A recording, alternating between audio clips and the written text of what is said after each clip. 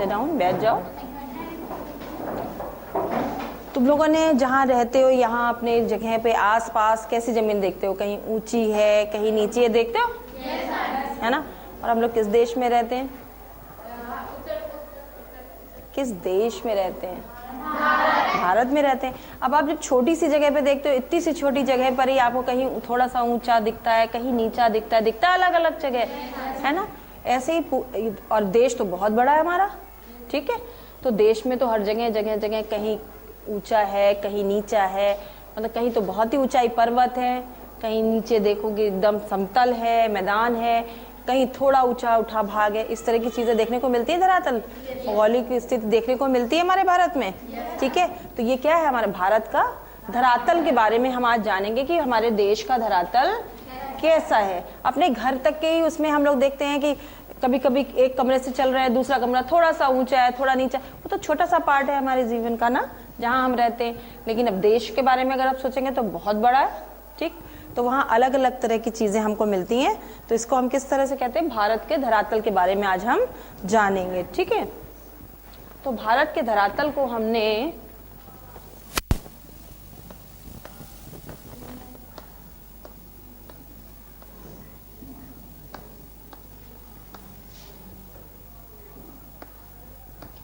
धरातल को हमने 4 भागों में बांटा है। इसको पढ़ने के लिए आसान हो जाएगा। हमने इसको 4 भागों में बांटा है। पहला क्या है? उत्तर का पर्वतीय भाग, ठीक है? उत्तर का पर्वतीय भाग। दूसरा मध्य का, ऊपर से नीचे की तरफ चलते हैं, दूसरा मध्य का विशाल मैदान, ठीक?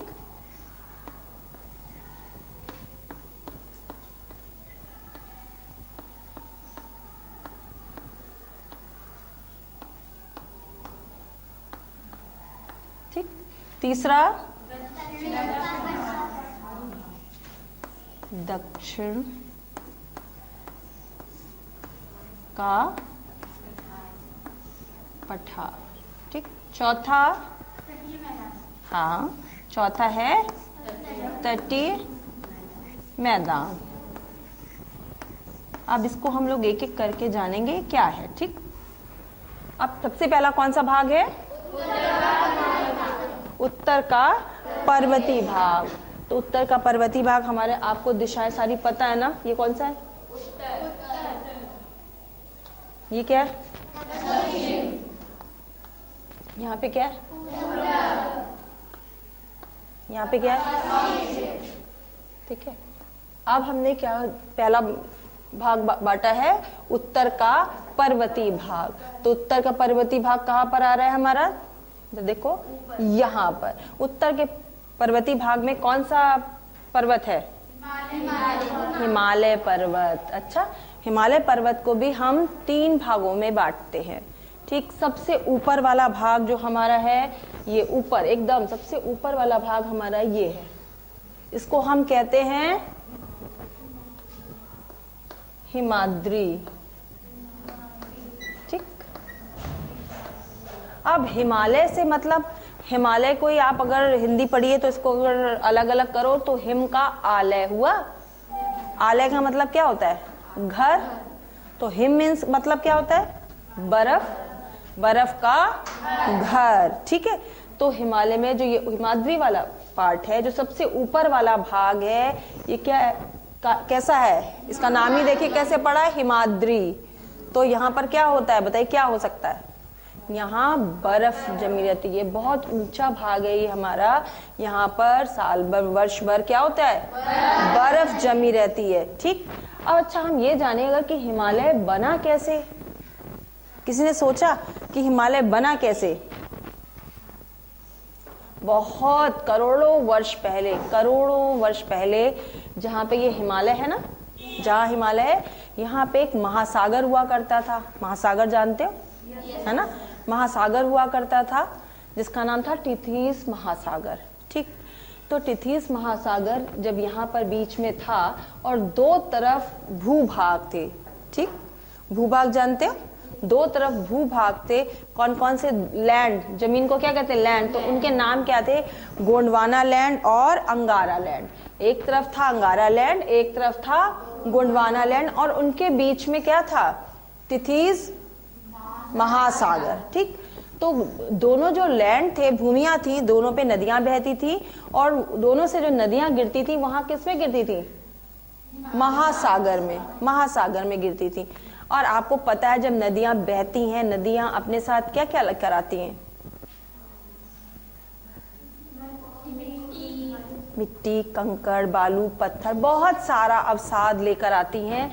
तो जब वो यहाँ से बह कर आती थी दोनों तरफ से, दोनों भू भाग से, और यहाँ महासागर में गिरती थी, तो अपने साथ वो जो जो भी मलबा लाती थी, अवसाद लाती थी, वो कहाँ गिरता जाता था, उसी महासागर में गिरता जाता था। तो धीरे धीरे, करोड़ों वर्ष की पहले की बात हम बता रहे हैं, करोड़ों वर्ष बहुत समय होता है, ठीक, उसी में अवसाद वो गिरता था। फिर धीरे धीरे, तुम लोग को ये भी पता है पृथ्वी के अंदर आंतरिक हलचलें होती हैं, है ना, जानते हो, नीचे हलचल, पृथ्वी के अंदर नीचे बहुत गर्मी है। जब बहुत गर्म होता है तो क्या होता है बताओ, ज्वालामुखी तो फटता है, लेकिन गर्म होता है, नीचे चट्टानों के बहुत, और नीचे क्या, लिक्विड भी है। लिक्विड होता क्यों है, क्यों द्रव उस रूप में होता है, क्योंकि गर्मी इतनी है। आप किसी भी चीज को करते हो, जो लोहा तक देखते हो, लोहा को कितना हार्ड होता है, कितना ठोस होता है, लेकिन उसको आग में आग से क्या करा जाता है, गलाया जाता है, पिघलाया जाता है ना। वैसे ही चट्टानें जो होती हैं, जब नीचे, बहुत नीचे, जमीन के बहुत नीचे जाने पर वहां इतनी गर्मी है कि वहां क्या होता है, चट्टानें पिघले रूप में भी होती हैं। ठीक, जब वो पिघले रूप में भी होती हैं तो ऊपर की चीजें भी कुछ कुछ तैरती रहती हैं, तो उससे क्या होता है, कभी कभी इतनी गर्मी तापमान से या किसी दबाव के कारण अंदर, जमीन के अंदर क्या होती है, हलचल होती है।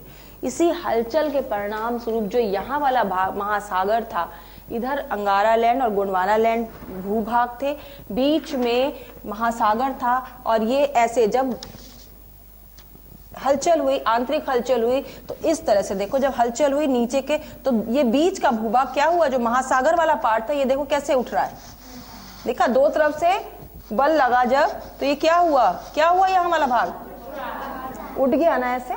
तो ये क्या रूप लिया इसने, क्या बन गया, ये यही हमारा आज जो हम जिसको पढ़ रहे हैं, हिमालय पर्वत बना। ठीक, समझ में आया कैसे बना आपको?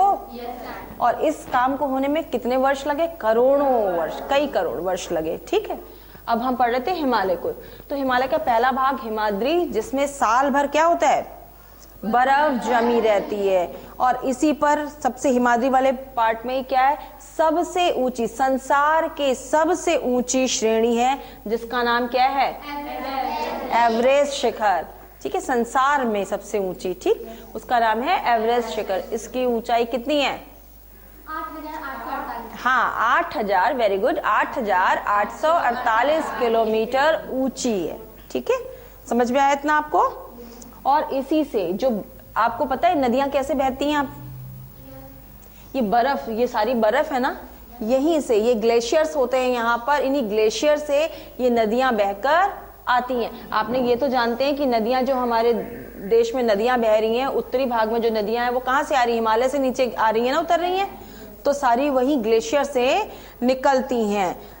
कई सारी नदियां हैं, जैसे गंगा, ब्रह्मपुत्र, सारी नदियां आपने पढ़ी हैं, उत्तर में है, तो वो सारी कहाँ से निकलती है, हिमाद्री वाले पार्ट से ही निकलती है। इसके बाद दूसरा पार्ट आता है लघु या मध्य हिमालय।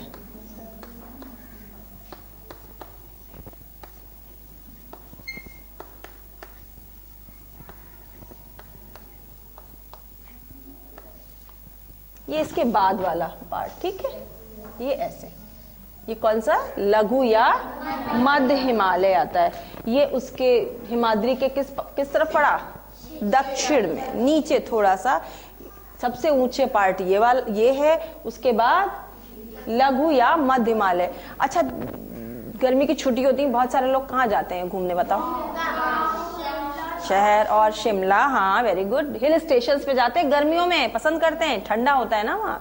तो ज्यादातर जो हमारे हिल स्टेशंस हैं वो किस वाले पार्ट में हैं, ये देखो यहाँ पर, जैसे यहाँ पे देखिए, ये देखो मसूरी, नैनीताल दिख रहा है, अल्मोड़ा, ये सब जगह है ना, दिख रही हैं, ये सारी किसमें, श्रीनगर, ये सारा मध्य या लघु हिमालय में ही आते हैं, जहां गर्मियों में लोग घूमने जाते हैं। सुना है ना नाम?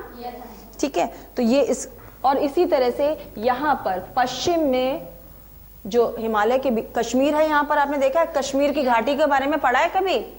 बहुत खूबसूरत है, सुना है कि बहुत सुंदर है और बहुत खूबसूरत है वो।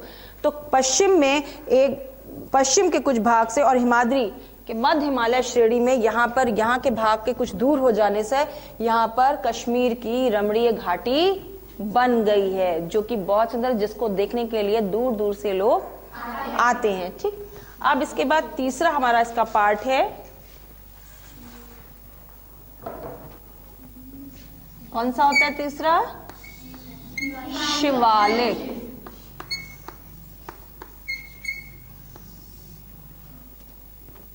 इसके और नीचे वाला पार्ट क्या कहलाता है?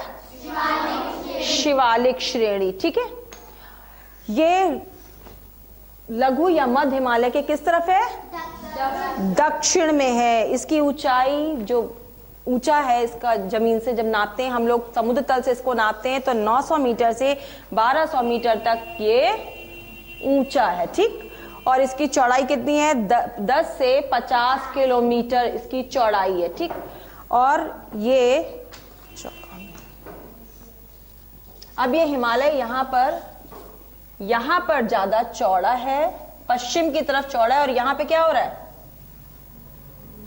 पतला हो गया है। ठीक, यहाँ पर ये ऐसे फैला हुआ है ज्यादा दूर, और यहाँ पर पतला हो गया है। ठीक है, समझ में आया आपको?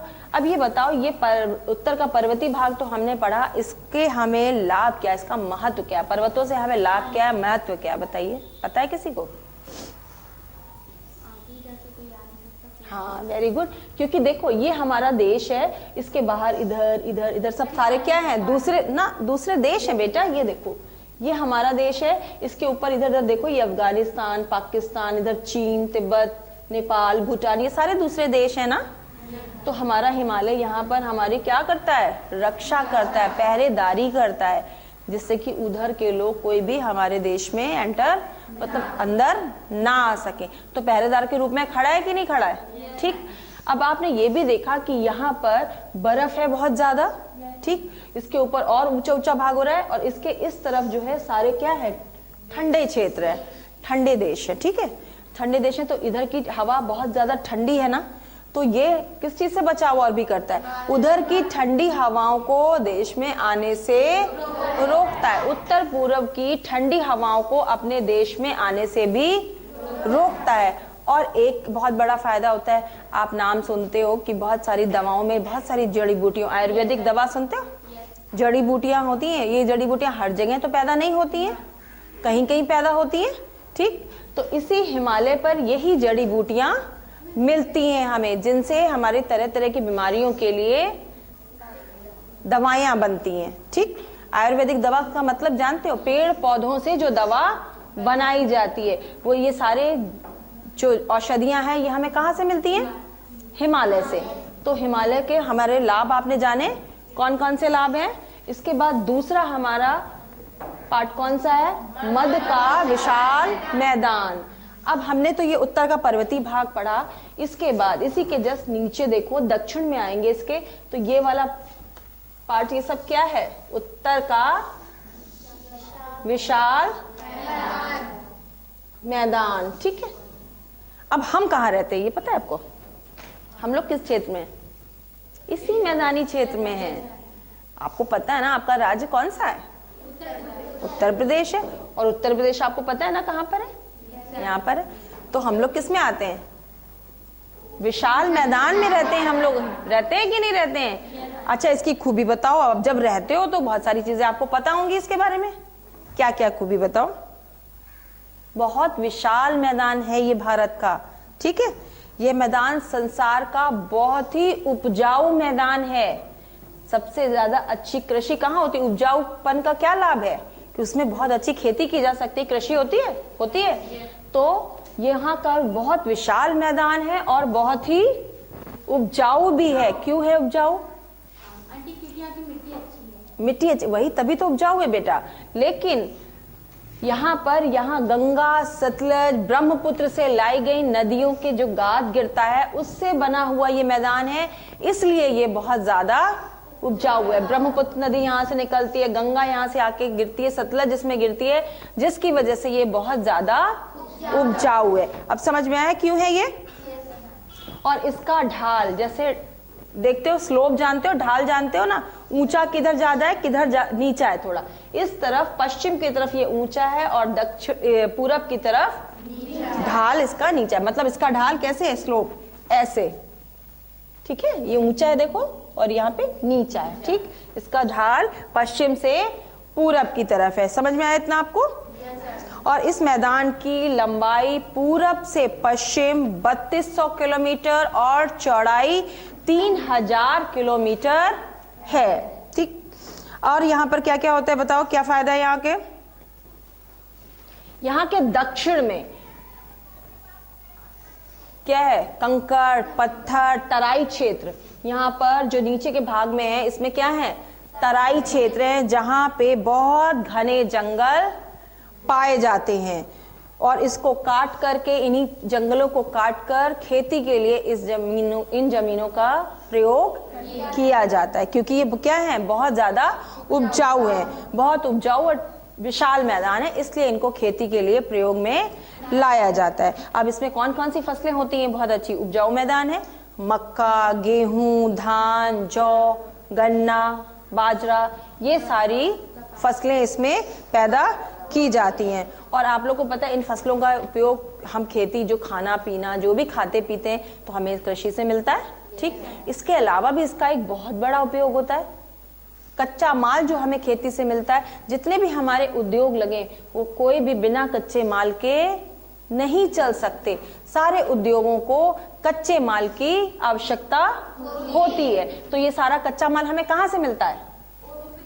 इन्हीं खेती करके, कृषि द्वारा ही। और ये बहुत उपजाऊ मैदान है, इसलिए यहाँ से उद्योगों के लिए कच्चा माल भी प्राप्त होता है। और सबसे बड़ी बात, ये क्या बात है? मध्य का विशाल मैदान मीन्स समतल मैदान है। मैदान मतलब समतल है। अच्छा, आपने देखा सुना होगा जो पहाड़ी क्षेत्र है वहां पर जनसंख्या यहाँ के मुकाबले कैसी होती है? कम होती है। क्यों? क्यों कम होती है? ठंड, ऊंचाई पे ठंड तो होती है। और दूसरी बात, और कुछ होता है बेटा? जीवन जीने की सुविधाओं की बात होती है। हम कहाँ रहना पसंद करते हैं? हम वहीं रहना पसंद करते हैं जहां हमें हमारी जरूरत की सारी चीजें मिल सकें, ठीक है। अगर अभी हम लोग आसानी से स्कूल आ जाते हो सीधा सीधा, अगर आपको ऐसे जाना हो कि बहुत पहाड़ पर्वत पार करते हुए स्कूल पहुंचना हो, तो क्या होगा? दिक्कत होगी, दिक्कत होगी ना। तो हम क्या सोचेंगे? हम जल्दी, बहुत दूर अगर कहीं स्कूल हो तो हम क्या चाहेंगे? हम वहीं आसपास कहीं घर लेके रह लें, क्योंकि रोज रोज इतनी दिक्कत उठाना मुश्किल है। तो इसलिए आदमी क्या सोचता है? जहां जीवन जीने की सुविधाएं हमें हो, हमें वहीं रहना होता है। तो इसीलिए सबसे अधिक जनसंख्या भी इसी विशाल मैदान में है। अब आने जाने के लिए सुविधाएं, रास्ते विशाल समतल मैदान में बनाने आसान है? पहाड़ों पे बनाना आसान है क्या? नहीं। तो वहां आवागमन में असुविधा होगी ना पहाड़ों पे तो। और यहाँ समतल मैदान में आसानी से हम एक जगह से दूसरी जगह जा सकते हैं। आपने ये भी पढ़ा, उपजाऊ भी है, यहाँ खाने के लिए भी सारी चीजें पैदा होती हैं, तो वो भी हमारी जरूरत है, एक आवश्यकता है ना हमारी, तो वो भी पूरी होती है। जब ये सारी आवश्यकताएं जिस जगह मिलती हैं तो सबसे ज्यादा जनसंख्या वही निवास करती है। इसीलिए इस विशाल मैदान में सबसे अधिक जनसंख्या घनत्व है, सबसे ज्यादा अधिक जनसंख्या यहाँ पर रहती है, ठीक है। चलो, थैंक यू। अब बेटा 2 चीज हमने पढ़ी, इसके बाद 2 हम अगले टर्न पे पढ़ेंगे, ठीक है। थैंक यू बेटा।